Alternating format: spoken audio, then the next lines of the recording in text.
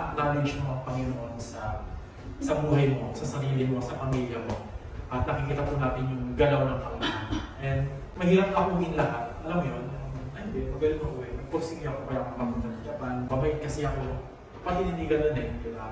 Dahil sa biyaya ng Panginoon. Lahat po yan kapatid. Dahil sa biyaya ng Panginoon, dahil mabuti ang Panginoon. Pinagpala ka ng Panginoon. Dahil mahal ka ng Diyos. Amen. Sa kabila po ng lahat ng yan, makikita po natin yung kabutihan ng Panginoon. Tama ba? Kapatid, isa lang ang mabuti. Walang ipapadyaran ng Panginoon. Amen? Siya yung ano eh. Siya yung lahat ng sabi mo ng Bible, hindi ba? Lahat po ng mga magagandang nangyayari sa buhay po natin. Nagmumula po sa Diyos. Amen. Napakahalaga na ang Panginoon papurihan natin, ipasalamatan natin sa ating buhay.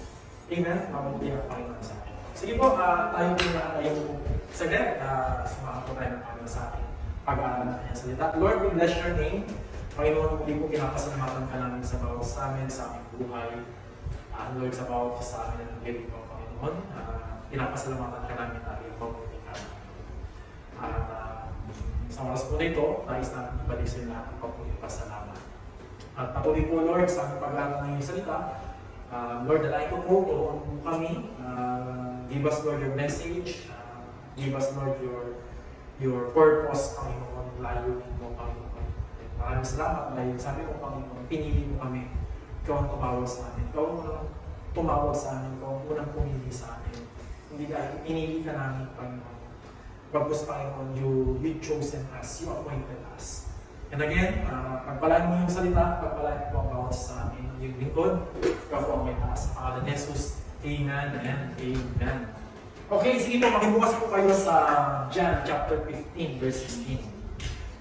John chapter 15, verse 16. Kung hindi kayo ang pumili sa akin, kundi ako ang pumili sa inyo para kumayo kayo at mamunga ng mga bungang mananatili sa gayon na naman ang hingin ninyo sa Ama sa pangalan ko ay ibibigay niya sa inyo. Ang ganda ng kanta, hindi ba? Sabi ko, siya yung pumili. Praise God ano, kasi kanina ko lang din na yung pinakakanta na lang. But praise God, ito rin po yung binigay sa akin ng Panginoon na mensahe. Ito po ay patungkol nga po sa pagpili sa atin ng Panginoon. Amen. Praise God kapatid kasi ang Diyos ang pumili sa atin. Hindi tayo yung pumili sa Panginoon. Amen. Siya yung unang, hindi dahil ninais mo bumalik sa Lord o nais mo siyang papunihan. Pero kapatid kasi ang Lord, siya yung unang gumagawa na sa iyo. Di ba? Hindi naman dahil hindi naman, lahat ng kapatid hindi nagmumula sa atin.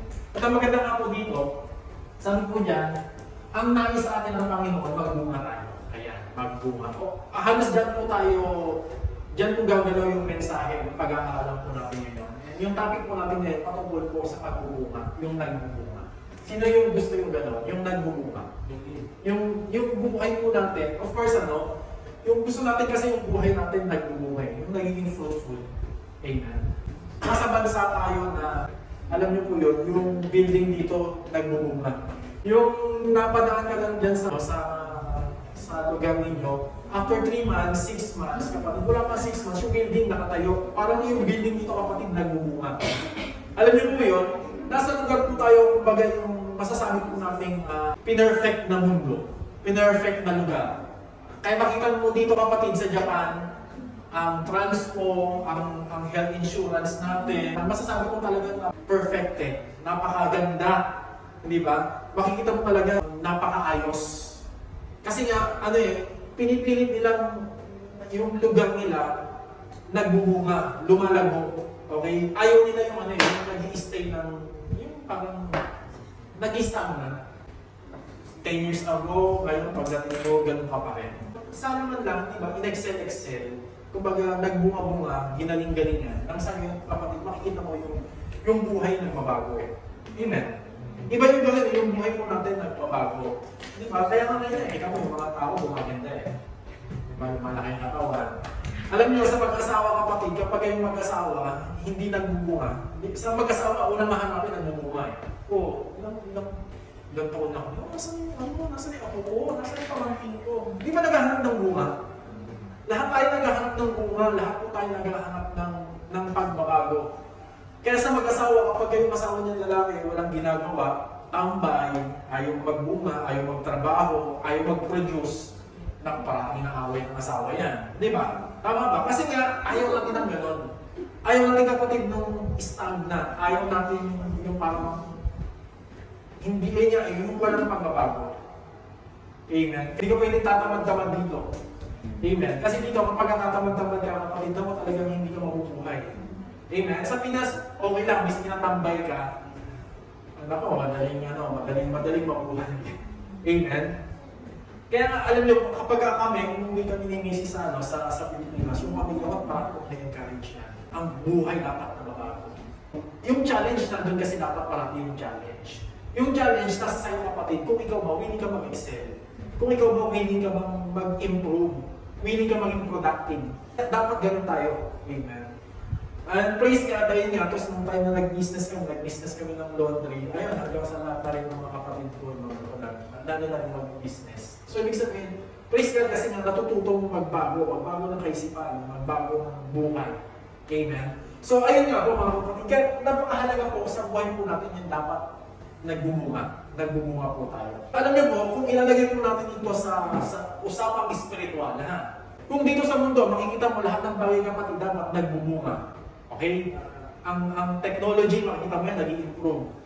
Ang pamilya, dapat yan, talagang nadadagdagan ng, amen? Lahat kapatid nag-i-improve. Okay? Kung dadalhin po natin sa buhay espiritual, napakahalaga rin po na dapat po ang buhay espiritual po natin nagbumunga. Kaya po, ang buhay po natin bilang isang Kristiyano, hindi natatapos kapatid yung tinanggap mo ang Panginoon. Tapos pagkatapos mo tanggapin ng Lord, okay, pa-church na lang tayo, ganito, pagkatapos nun, uwian na, bye-bye. Tama ba? Ang buhay Kristiyano kapatid, napakahalaga po, maintindihan po natin yung pagliligtas sa atin ng Panginoon, pinakawal tayo sa ating mga kasalanan. Pero dapat kapatid, maintindihan natin, ano ba talaga yung layunin natin sa buhay? Amen. Ang buhay kasi of course, ay nasa aspeto ng financial, technology, lahat po yan mga kapatid. Makita mo yan, dapat yan nag-i-improve. Pero ang buhay Kristiyano po natin kapatid, dapat makita rin po natin, hindi po doon natatapos yung tinanggap mo ng Panginoon. Ang buhay spiritual mo kapatid dapat lumalago. Amen. Kaya ang ganda po na sabi po dito, sabi po dyan sa John chapter 15 verse 16, "You did not choose me, but I choose you." Hindi ikaw pumili sa akin, hindi ako ang pumili sa iyo. Sabi po ng Panginoon kapatid, I chose you. Ibig sabihin po, God chosen us. Tama ba? Kapatid, pinili ka ng Panginoon. Sa Hebrew po yung mga kapatid, nagmumula po yung word ng eklogeo. Ibig sabihin po, to call out. Kasi nung panahon dati, usong-uso yung slavery. Panahon nila Jesus Christ, hindi pa panahon ng mga apostol. Ang tao talaga doon, may alipin ng panahon na yun. At dahil may alipin, meron yung mga mayayaman, kaya nilang bumili ng alipin. Ngayon, bago sila bumili ng alipin, tao po ito mga kapatid mga tao. Sabi, ano po dyan, ibig sabihin po, mula sa pag-alipin, yung bibili ng alipin, mamimili yan. At ang mangyayari po doon, aalisin niyo po yung alipin na yun mula doon sa mga sama. Doon, sa parang kawan, di ba? Ang mga alipin. At pinili niya yun. Ito, maganda-ganda katawan nito, nakagaling na tao. Mapili nga ito. Sige, sa akin ka na. Kasi pinili ka eh. Ganun po ibig sabihin po noon.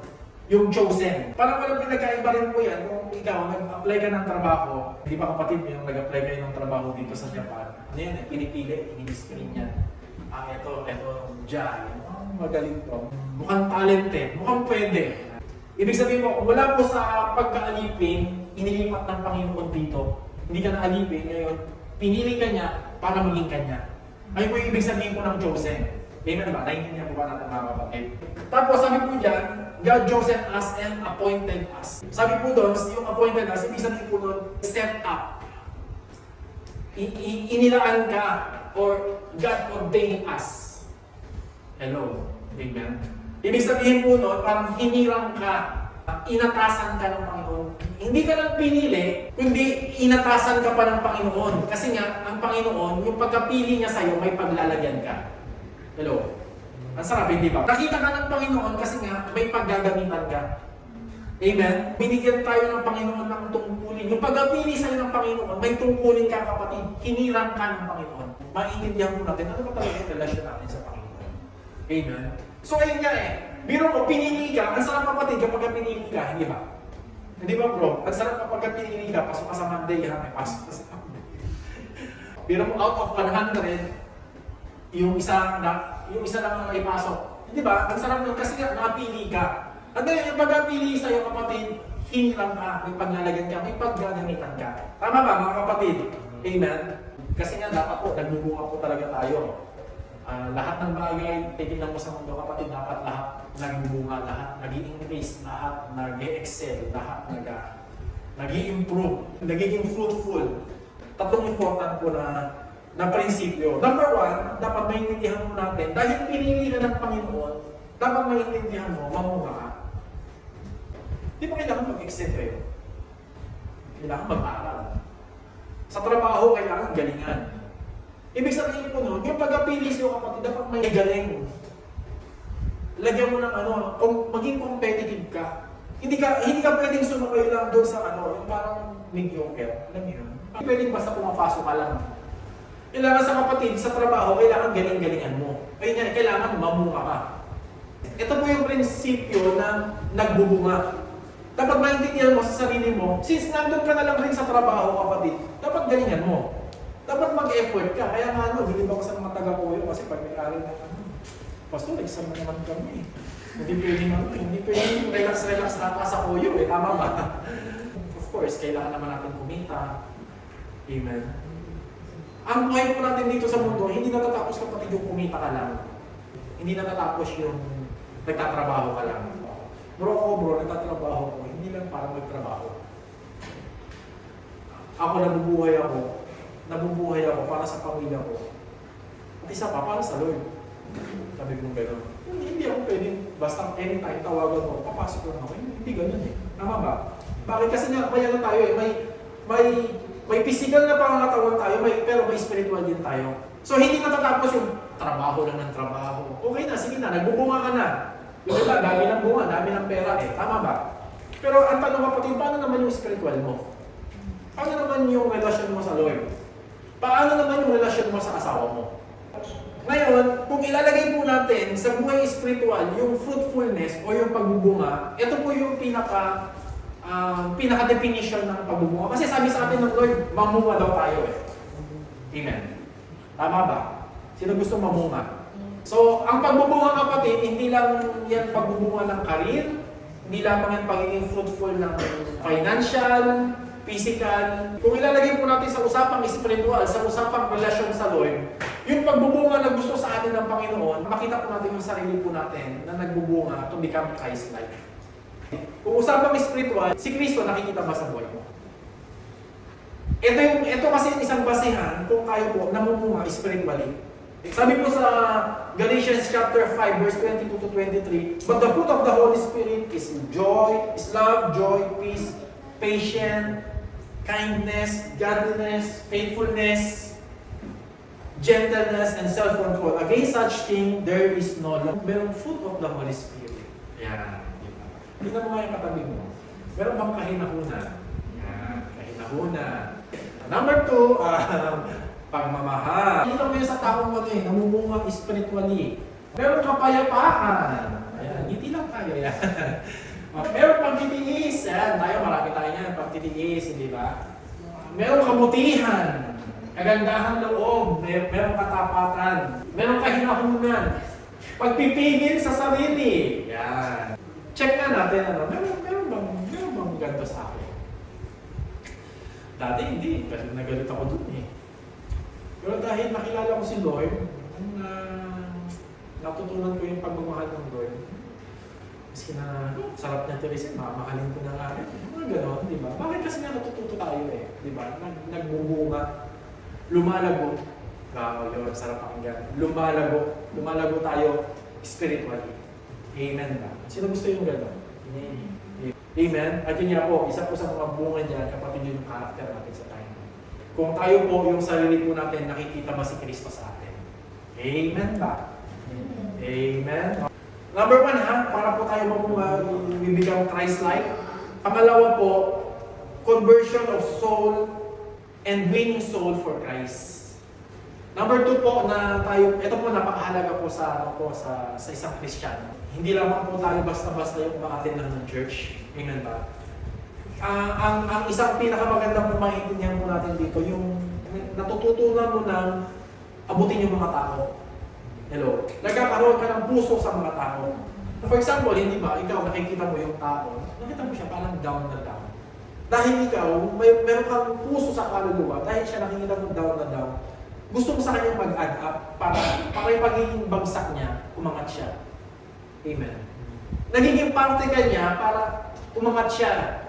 Sabihin na natin emotionally, spiritually. Dati wala ka nang pakialam sa tao, ngayon may pakialam mo na sa tao. Amen. Hindi ba? Parang dati, hayaan mo siya. Natatawa ka pa nga, natutuwa ka pa nga kapag kayong tao, parang bagsak na bagsak. Amen. Pero ngayon, dahil ikaw kasi naging Kristiyano ka, nagkaroon ka ng puso sa kaluluwa. Amen ba? At the same time, hindi lamang kapatid, inaabot mo yung tao, hindi mo lamang tinuturuan yung tao, kundi yung tao, inilalapit mo kay Kristo. Kaya ang ganda po ng verse sabi po doon, nang sa gayon, hindi ninyo ako pinili, kayo ang pinili ko. Pinili ko kayo upang kayo yung magbunga at manatili ang inyong bunga. Sabi dito manatili daw yung bunga. Yung bunga mo. Praise God kasi may nagdala sa akin sa church. Amen. Praise God kapatid kasi boundary yung nagdala sa'yo sa church. Alam mo kung bakit? Kasi nananatili ka. Kaya sa akin, praise God yung nagdala rin sa akin sa church. Praise God, boundary na rin siya. Amen. Di ba? Kapatid, lahat po tayo naging bunga nung nagdala sa atin sa church. Praise God kasi nanatili ka. Amen. At sabi nga po doon, ang sakit daw, malubos ang inyong kagalakan. Nang nagtanim at ang bunga ay parehas nagagala. Ibig sabihin mo, parehas kayong nagagala. Hindi ba nakakatawa yung kapatid ko nagdala sa'yo sa church? Parang every time na nagkikita kayo, uy, sis, praise God, lumagal mo sa Lord. Di ba parehas kayong nagagala? Amen. Ay napakalaga yung church, dapat magbunga. Amen. Kaya kami po, kasama sila, mga taga-Tokyo. Nagpa-pray kami. Yung prayer po namin, yung PX3. Strategy po siya for evangelism. So, hindi ba? Kaya ngayon po, ang church, pinag-pray natin yung mga taong dapat natin ipag-pray para madala natin sa Lord. Amen. Romans 1:13, nailagay mo na. Romans 1:13, sabi ko din, mga kapatid, nais ko malaman ninyo na ilang ulit ko nang binalang na pumuntaryan, pero lagi kayo mahadlang. Nais kong pumuntaryan para mayroon din ako maakay sa pananampalataya. Si Paul po ito, sa lugar na yan, yung mga kausap niya, nasa gayon daw po, may maakay silang mga tao sa pananampalataya kay Kristo. Hindi ba kapatid, di ba klaseng puso? Gusto kong pumunta dyan, sige, kaya yung kaya kami sinabihan kami sa Koyo. Pastor, punta tayo din sa Koyo. Kasi gusto rin namin may maabot doon na tao. Hello? Amen? Para mailapit kay Kristo. Kaya kami talaga nag-todo effort, kapatid. Amen? Kasi ayun po yung purpose eh. Amen? Para mailapit kay Kristo. John chapter 4 verse 35. Sabi dito. Hindi ba sinasabi ninyo na 4 na buwan pa bago ang anihan? Ngunit sinasabi ko sa inyo, anihan na. Tingnan ninyo ang mga taong dumarating para silang mga pananim sa bukid na hinugla at pwede ng anihin. Ito po yung hardest time, sabi ni Kristo sa mga disciples. Sabi niya, hindi ba ang anihan 4 months pa? Kung titingnan talaga practicality, kapag tinignan daw yung field, aabutin pa ng 4 months. Pero sabi ni Kristo, hindi, tingnan mo. Hindi mo na kailangan tayo yung 4 months. Ngayon, hinog na. Ganun yung vision ni Kristo. Amen? Ibig sabihin, nakikita niya daw yung mga tao, hinog na, dapat nang anihin, dapat harvested na, dapat dalhin na kay Kristo. Amen po ba? Kaya yung sa amin din po, yung sa Koyo, sabi, Pastor, 6 months lang natin silang makakasama. Ito nga, 4 months eh. Sabi ko, Lord, okay lang kami Lord sa 6 months. At least Lord, mapalagok, ma-share namin ng Lord. Naway doon sa 6 months na pagtanim, pagbalik namin doon sa Koyo, pagdating, pagsunod, naway may nataniman. Amen. Hindi po ba? Kaya talaga kapatid, nag-effort kami sa Koyo. Kasi nga gusto namin, yung mga kaluluwa rin doon, yung mga tao madadala namin kay Kristo, talaga may lapat kami kay Kristo. Amen. Po ba? Amen. Hindi po ba? Kaya po, napakahalaga po ng kaluluwa. Okay lang yan, Lord. Sabi namin, okay lang. Is ka na 6 months lang natin sila makasama at isa na nagabayan natin, ay pag-pray po natin, naglapit natin kay Kristo. ang vision ni Kristo. Okay? Okay. 4 months? Hindi. Ngayon, anihan na. And talagang makikita po ninyo, ang Japan talaga hinahambles ng kaluluwa. Amen. Praise God. Ako po masasabi ko, praise God kasi po isa po kami sa nanalangin sa Japan para makakilala ang Japan. Amen. And yun po talaga yung heart namin para po dito sa Japan. Amen. But praise God, miski na po ganito po tayo. Alam niyo po yun, ang heart pa rin po namin, alam niyo, makapagbigay ministeryo sa tao. May angat sila, madala sila sa Panginoon. Amen? Tandaan po natin ang ultimate calling po ng mananampalataya is to become Christ-like and to bring souls for Christ. Ito po talaga yung mandato sa atin ng Panginoon. Na tayo pong lahat ay lumago. Sa gayon daw po, to bear fruit that will last. Upang sa gayon manatili ang bunga. Ito po yung kasi yung bungang nananatili. Amen ba? Yung kaluluwa. Alam niyo po, yung kita po natin, yung kita natin sa sweldo, yung lahat po yan, kapatid, lilipas yan. Amen. Lahat po yan, lilipas, mawawala. Amen. Pero alam niyo po, yung kaluluwa, kapatid, na nailapit mo kay Kristo, kapatid, kapag ganyan talaga nagbunga at nakakilala talaga kay Kristo, kapatid, ano yan, mananatili. Amen. Tingnan nga sa katabi mo. Manatili ka. Kapatid, ang focus lamang po natin, yung mga material na bagay, yung mga bagay po kung saan po yung gusto lang po natin. Kapatid, namimiss po natin yung layo ng buhay natin. Amen? Number 2 na punto po natin, pinili ka. Sa John chapter 1, verse 37 po, actually po, ito po yung time kung saan si Andrew at saka po yung kapatid niya, naglalakad lang sila. Pero nung time na narinig nila, si Kristo nagtuturo, hindi naman sila inimbitan, pero actually po, nung narinig nila si Kristo, ang ginawa po nito nila Andrew, sumunod na lang eh. Ang tanong kapatid, pinili ba nila Andrew na sumunod kay Kristo? Ang gusto ko maintindihan po natin kapatid, hindi dahil sa pinili nila si Kristo eh. Actually po, si Kristo kasi unang pumilos na sa kanila, kaya nila pinili si Kristo. Amen. Kasi nga narinig nila yung mga aral, narinig nila kung sino si Kristo. Amen. Alam niyo po, sa buhay po natin kapatid, bakit tayo nananampalataya kay Kristo? Kasi ba dahil gusto ko po eh. Hindi kapatid, kasi ang Diyos ang unang pumilos sa buhay. Amen. Diba, naramdaman po natin, naranasan po natin yung kapangyarihan ni Kristo, naranasan po natin yung kanyang spirito. Yung tayo po, nakita po natin ang Diyos ang unang pumilos sa atin. Kapatid, ano po naging response natin? Sumunod po tayo sa Lord. Amen. Kaya ang ganda ng kanta eh, hindi ba pinili ka kahit kung sino ka? Lord, ako pinili mo. Sabi ko rin ka, Lord, ano meron sa akin, Lord? Ba't ako yung pinili? Bakit mo ako mahal? Di ba? Ang pinili ng Panginoon, yung mga hindi qualified. Amen. Ang pinili ng Panginoon, kapatid, yung mga hindi qualified. Diba? Ano ba dapat kapatid yung pagpili sa'yo ng Panginoon? Naging qualified ka muna bago ka pinili ng Lord? O hindi ka muna qualified tsaka ka pinili ng Panginoon? Praise God kapatid, kasi pinili tayo ng Panginoon na hindi tayo qualified. Amen. Ang kagandahan na lang po, habang sa pagsunod natin sa Panginoon, doon tayo naging qualified. Kasi nga, nababago yung buhay, nababago yung pananaw natin. Amen? And number 3, dito po ako magtatapos. Number 3, piliin mo. Kung ikaw kapatid, pinili ka ng Panginoon para magbunga, dapat kapatid, maintindihan mo rin, piliin mo of course para magbunga. Kaya kasama doon kapatid yung ano yun, okay Lord, dahil pinili mo ako, I will accept the challenge. Sige Lord, dahil pinili mo ako Lord, susunod ako sa iyo Lord. Dapat dumating tayo sa pagkakataon na sabihin po natin sa sarili po natin, yes Lord, susunod ako. Yes Lord, magbubunga ako. Okay, ang hirap kaya yung pinili ka, pero ikaw, ayaw mo. Pero sa atin, ang kagandahan sa atin, sa Panginoon, sa pagpili niya sa atin, miski na ayaw natin, ang Diyos yung unang pagkilos talaga. Ang Diyos ang nagpapagbig, ang Diyos ang nagbabago ng puso natin, ang Diyos ang nagbabago ng isipan po natin. Nang sa gayon, dumating po tayo talaga sa pagsunod sa Panginoon. John chapter 15, verse 1 to 5, umpisa naman po natin sa verse 2.